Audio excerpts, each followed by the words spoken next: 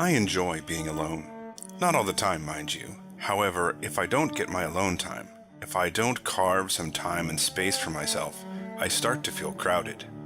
To explain that adjective, crowded, think about the concept of time. Time has been described as that which prevents everything from happening at once.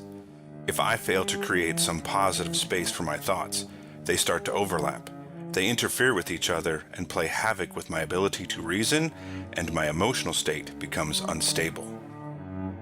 The other day, during my lunch hour, I opted to walk around the building where I work. I had no destination in mind. Instead, I followed a more holistic approach. As Dirk gently noted in Douglas Adams' Long Dark Tea Time of the Soul, I may not have gone where I intended to go, but I think I have ended up where I need to be. That place was in front of an office where two quotes were taped to the door. One was attributed to George Bernard Shaw and the other to Steve Jobs. The quote attributed to George Bernard Shaw: "Imagination is the beginning of creation. You imagine what you desire, you will what you imagine, and at last you create what you will."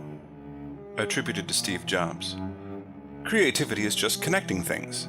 When you ask creative people how they did something, they feel a little guilty because they didn't really do it. They just saw something. It seemed obvious to them after a while. That's because they were able to connect experiences they've had and synthesize new things." From these two quotes, these two thoughts, I learned that creation is the art of connection. But connecting what?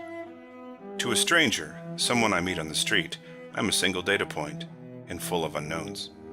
In mathematics, a point is a place, not a thing. However, I'm a person. As a person, I recognize that I am a collection of data points.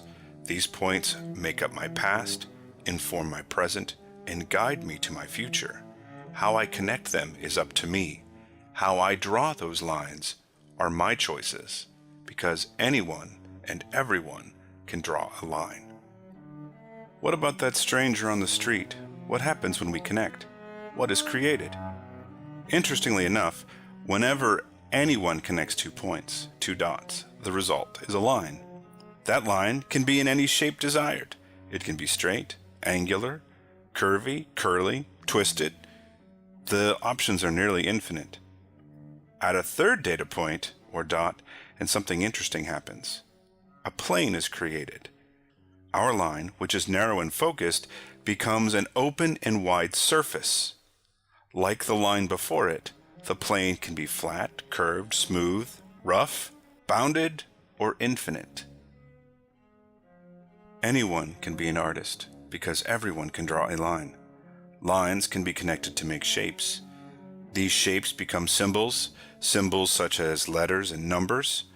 These symbols are connected, which, noted earlier, is an act of both imagination and creation to form words.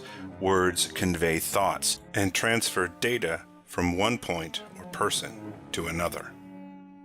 These thoughts, this transference of data, can take many forms.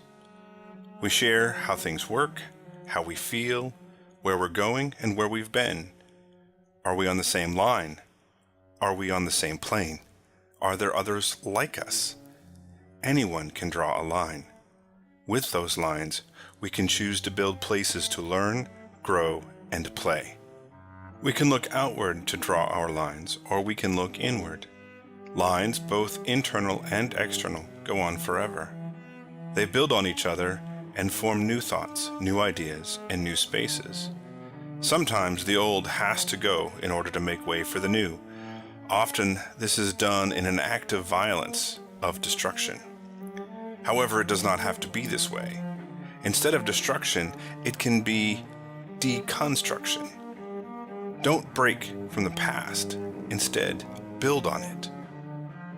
As I exercise my imagination, as I begin my acts of creation and connect to and with those around me, I will build a strong and caring community within my circle of friends, family, and co-workers, as well as within myself. Anyone can draw a line and travel along its path. Indeed, everyone should. As we travel our lifelines and see the wondrous creations made by others, I hope to both inspire and be inspiring. We are all artists. We all have limitless potential. Leadership is an art. It is an art of creating lines of all shapes and sizes that connect, bind, and release people in order to make and remake the world a better place to live, work, and play.